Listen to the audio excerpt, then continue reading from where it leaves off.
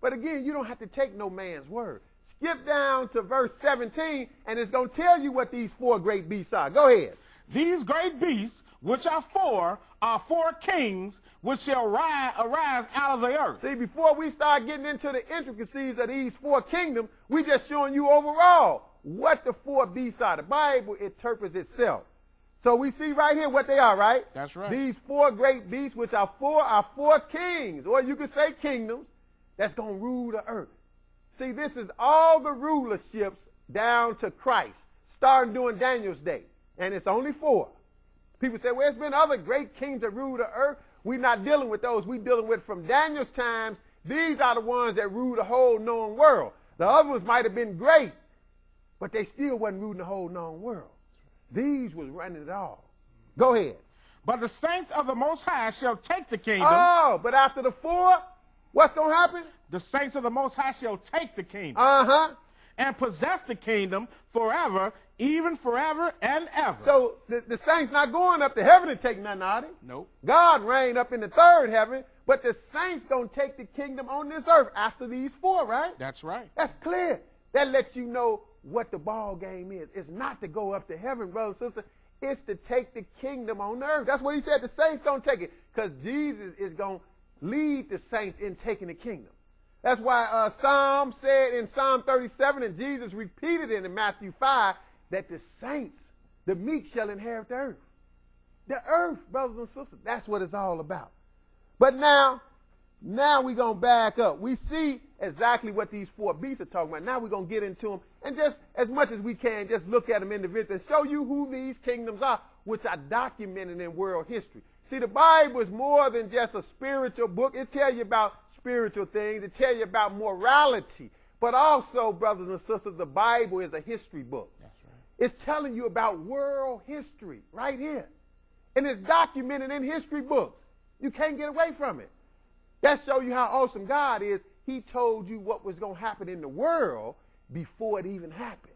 All the way down to the end of the world. That's why we know this is the God right here. This is the creator of heaven and earth, because he done told you things before it happened. The God of this Bible. Praise the Lord. That's the one that done told you things before it happened. He called the four world ruling empires prior to them coming down to the end of the world, and then said, I'm going to take over from the last one.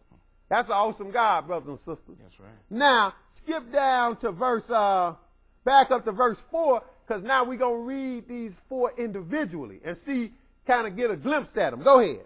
The first was like a lion. Oh, the first beast, which we know is a kingdom now, right? That's right. And this was Nebuchadnezzar, the same as the head of gold in Daniel 2. The first was like a lion. Go ahead. And had eagle's wings. Lion is the king of the beast, by the way. That's why he used him first. But go ahead. I beheld till the wings thereof were plucked, and it was lifted up from the earth, and made stand upon his feet as a man, and a man's heart was given to it. Now that shows you that is a dynamic, that had to be a dynamic kingdom. Nebuchadnezzar had a dynamic kingdom because not only did he use the lion, he said a lion with eagle's wings. Boy, if you could find a lion out here, lion is the king of the beasts already, and you put some eagle wings on them, all the rest of the beasts don't have a chance. Sometimes they might can escape the lion. They can outrun him till you get tired. But the lion's so smart, he have a tag team with them other lions. But now you get a lion some eagle's wings, they all in trouble. Well, that's what this kingdom is like. That's the first one. Keep reading. Verse 5. And behold, another beast, a second, like to a bear. Another terrible animal. These are kingdoms, though, that's ruling among men. Go ahead.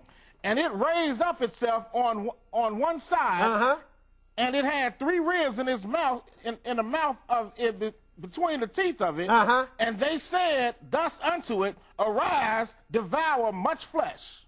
Okay. So now this is the second rulership that took over after Nebuchadnezzar and the Babylonian Empire, which world history tell you is the Medo-Persian. The Bible tell you, and world history tell you it's the Medo-Persian Empire. That's what took over. Matter of fact, you read Daniel 5 on your own, when Nebuchadnezzar descended Belshazzar, when he was reigning, the handwriting came on the wall, and that was the end of his kingdom, and it tell you the Medo-Persian Empire took over, which is really what we call modern-day Russia and Iran. They had a joint rulership back here. So that was the second, the bear, or in the statue, it was the breast and arms of silver. But now, that's the second one. Go ahead, verse 6. After this I beheld, and lo, another, like a leopard, which had upon the back of it 4 wings of a fowl. Okay, another dangerous animal, a leopard with 4 wings of a fowl on his back. A leopard is quick already, then you're going to put some wings on it. Dangerous. So this is the third one. The same as on the statue. Notice we consistent. We got 4 divisions of the statue that made 4 kingdoms, and we got 4 beasts that's representing 4 kingdoms. Same thing, brothers and sisters. He said, leopard, which had upon the back of it 4 wings of a fowl. Go ahead.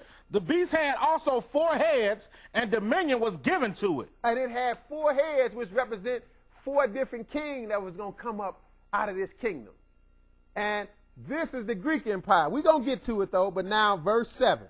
After this I saw in the night visions, and behold, the 4th beast, dreadful and terrible, and strong exceedingly. Oh, the last one, the 4th beast, dreadful and terrible. Now, this is an awesome kingdom right here. This kingdom is so awesome, you don't even know it's still ruling now, because it is still ruling to this day. He is really something. The Lord, is showing you how dangerous this kingdom is. He didn't even have an animal in his creation to relate to it. He didn't use all the best animals already. He didn't use a lion with eagle's wings. He used a bear. He used a leopard with wings of a fowl on his back and 4 heads. Now, this one it's an animal you have never seen, because this one had some wisdom to go with it on how to control you. They so smart, when they can no longer control you physically, they say, look, we going to beat you down in the mind. And that's what they done. That's why you still in submission to this 4th kingdom and don't even know it, because you've been brainwashed, and with religion. That's what you've been brainwashed with. That's how they got you. This is Rome, brothers and sisters, the last one. Everybody know Rome took over after the Greek Empire. But go ahead, finish that 7th verse. And it had great iron in its teeth. Just like the legs were of iron. But go ahead. And it devoured and brake in pieces and stamped the residue with its feet, with the feet of it. And it was diverse from all the beasts that were before it. Oh, it's different. It's a special kind of animal here. But go ahead, verse 8. And it had 10 horns. And it had 10 horns. Okay, go ahead, verse 8. I considered the horns, and behold, there came up among them another little horn. And it had 10 horns, and it had a little horn. This little horn is something else. Keep that on your mind, the little horn, because that's where the religion came in at. He's a different kind of king, a religious king. But go ahead. Before whom there were 3 of the first horns plucked up by the roots.